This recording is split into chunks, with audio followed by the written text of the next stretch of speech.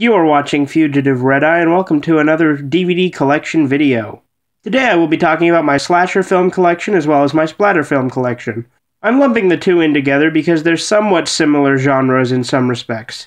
This is Peeping Tom, which according to Scream 4, is the first slasher film. It was made a few months before Psycho, so it does predate it, so I wouldn't doubt it being the first actual slasher film. I guess it depends on how you define it.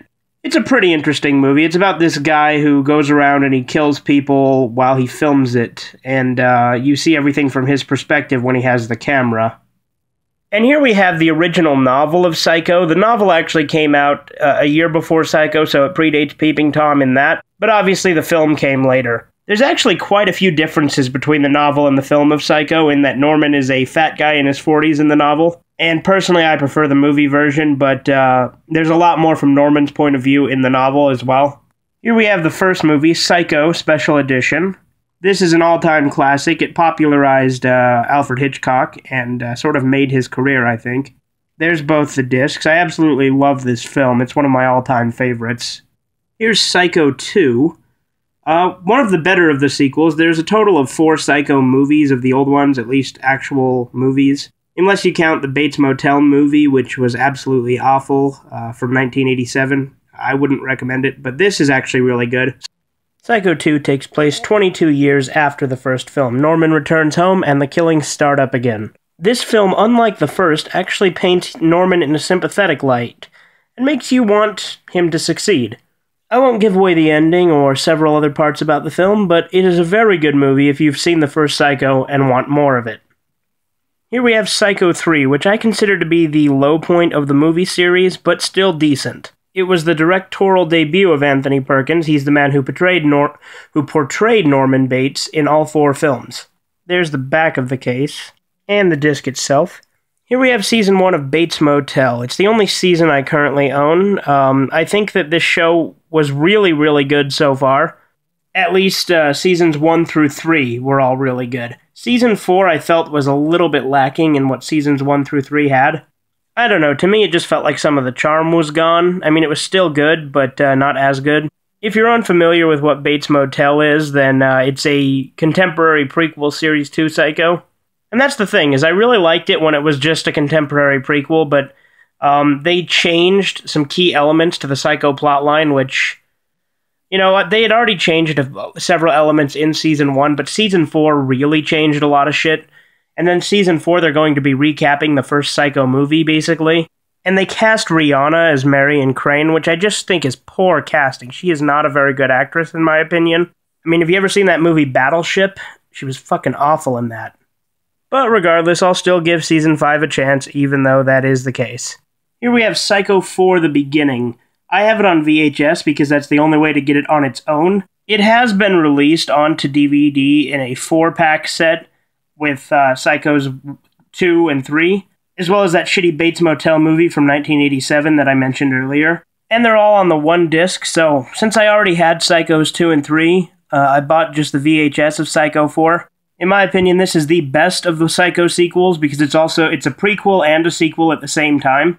And I felt that the ending was a very satisfying conclusion to the Psycho series. It's sad that not long after Anthony Perkins did pass away, but I think this movie was a good note to go out on. I'm not sure if it was his last film, but it was one of the last ones he did. Here we have Friday the 13th, the Ultimate Edition DVD collection. This set contains the first 8 Friday the 13th films, so it's got a lot of them. There's the back of the case, and these are the inner cases. Here we have Jason X, which is the 10th Friday the 13th film. I don't actually own the 9th, Jason Goes to Hell, simply because it is absolutely awful. I mean, Jason X is cheesy as hell, and it's got a lot of really bad and fucking horrible moments, but it's still enjoyable. And it's funny. Not to mention you get Cyber Jason, which is pretty fucking cool. Here we have the Nightmare on Elm Street collection. This set contains the first original 7 Nightmare on Elm Street films. There's the first movie. There's the second movie, which is actually my least favorite of the original films. Not including that horrible remake, obviously. There's the third movie. The fourth movie. The fifth. the 6th, which is chronologically the end of the original series anyway, and the 7th, which is a very meta movie, and it's actually really good, but it's very weird compared to the others. And there's the bonus disc. Here's Freddy's Nightmares, A Nightmare on Elm Street, the series. This contains the first 3 episodes and was only released in Region 2. There's the back of the case, and the disc itself. And here we have that awful Nightmare on Elm Street remake. I actually originally liked this when I first saw it, but it's fucking awful. I do not recommend this one at all. None of the characters are any good, and the guy who plays Freddy just does not fit him well. I used to have Freddy vs. Jason as well, but I let my uncle borrow it and he lost it, so I might have to re-get that. And here we have Child's Play, which is the first Chucky movie.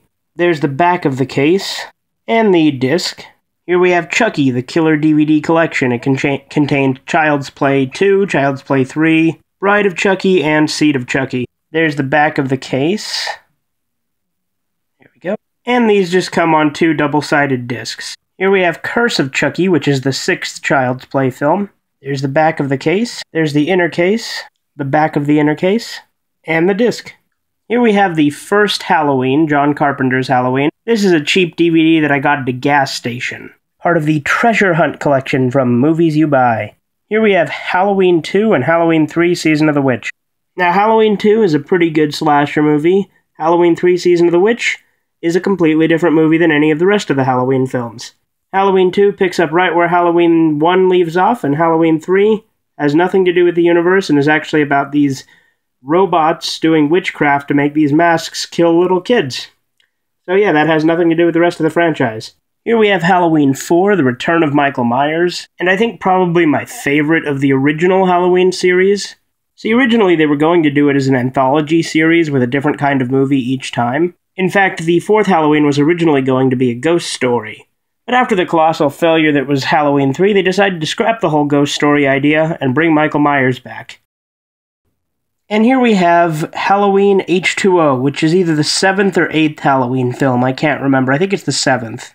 It's included in this Masters of Terror set, because when I bought it, they had this, and I thought, why not have 4 movies for the price of one? There's the back of the case, and the disc. Yeah, that's the next Halloween I have. I don't have 5 or 6. I think this one is the 7th. I don't have the 8th either. Now here we have the Rob Zombie remake of Halloween, which I know I'm going to get a lot of controversy for this, but this is actually my favorite of the Halloween films.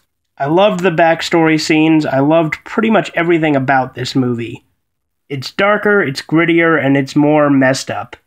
I think it's probably my favorite of the Halloween series just because I really liked the way it was paced and the way everything was portrayed. I also liked all the bits with Michael Myers as a kid. But yeah, there's a lot of people that I'm sure will disagree with that, but that's just how I feel. I have the second Rob Zombie Halloween as well, but I'm not sure where it's located, plus it's terrible. But I did just get a replacement copy for Freddy vs. Jason. Now on to the Hannibal Lecter franchise. Here we have the first Hannibal movie, Manhunter, which personally I'm not the biggest fan of. Some people say it's better than Red Dragon, and others say it's the best Hannibal movie. Personally, I don't believe either of those statements to be true. I think Silence of the Lambs is the best Hannibal movie, and I think Red Dragon is a better adaptation. Here we have Silence of the Lambs and Hannibal, as well as another copy of Manhunter. They're in a weird order on the case, as well as the discs. I've never actually tried any of these discs, because I have Silence of the Lambs on VHS. Plus, I watched them on Netflix, but I did buy these discs used, and whoever owned it previously put them in a weird order in the case as well, so whatever.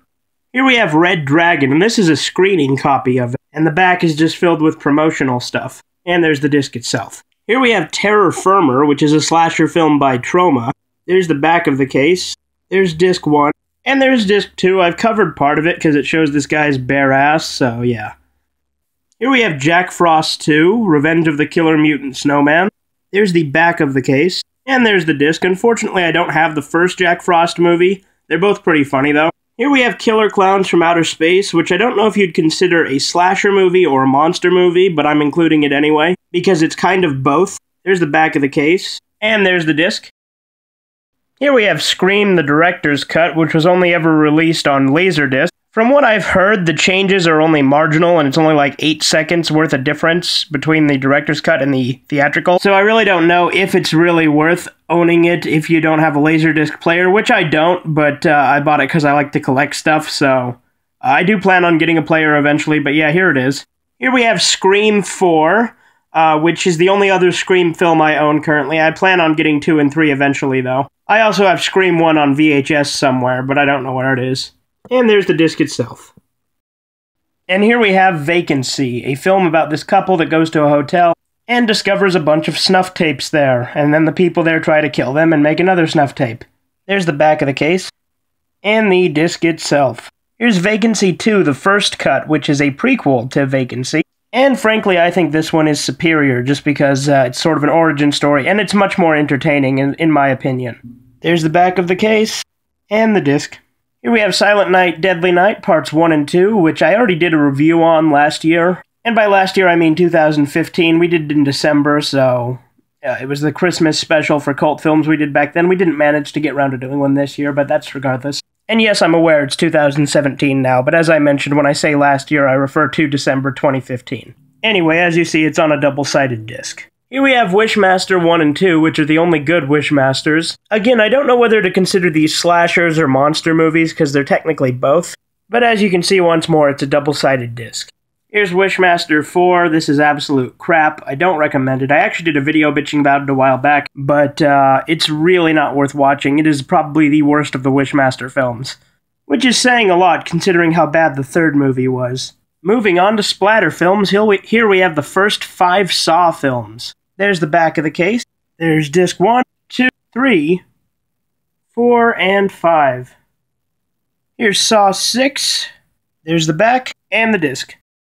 Here we have the 7th Saw film, also known as Saw 3D or Saw the Final Chapter. This entire franchise is something I absolutely loved. Unfortunately, this particular one is the only Saw film that I don't have the director's cut of, simply because the unrated cut was only available on Blu-ray at the time I purchased it, and at the time I did not have a Blu-ray player. I do have a Blu-ray player now, plus it is available on DVD with the complete collection set, so I might re-get it later. I'm really happy they're bringing the franchise back to some extent, but to another extent I'm not. I really do feel like this film was the perfect ending to the series, even though it was 2 films kind of smushed together and kind of felt rushed, but otherwise it was still really good. I mean, I love all the Saw films, but yeah, I'm glad they're bringing the franchise back, but I hope they don't fuck it up. I really do feel like this was a good ending to the series, but, you know, I was always willing to see more if they make it, so as long as it's good, I will watch it. Here we have Club Dread, which is a comedy slasher created by the same guys who did Super Troopers. There's the back of the case, and the disc.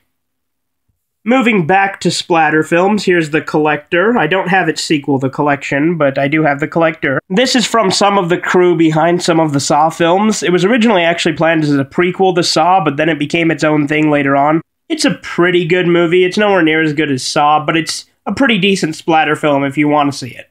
I do recommend it if you like, you know, gory films, but there's not a whole lot of substance to it, whereas Saw, I felt, was somewhat more philosophical and kind of made Jigsaw into an anti-hero rather than a villain, but this guy's just a straight-up villain.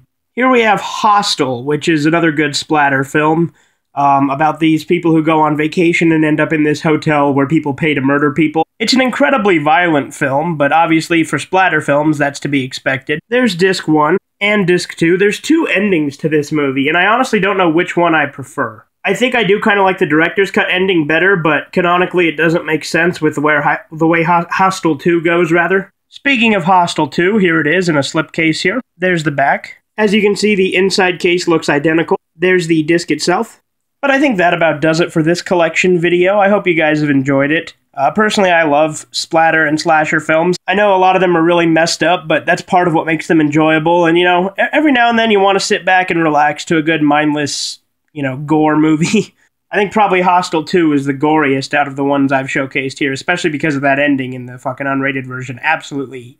Ugh. But anyway, I hope you guys have enjoyed this video. Let me know what you think if you want to see more of these, of course. And as always, you have a great day.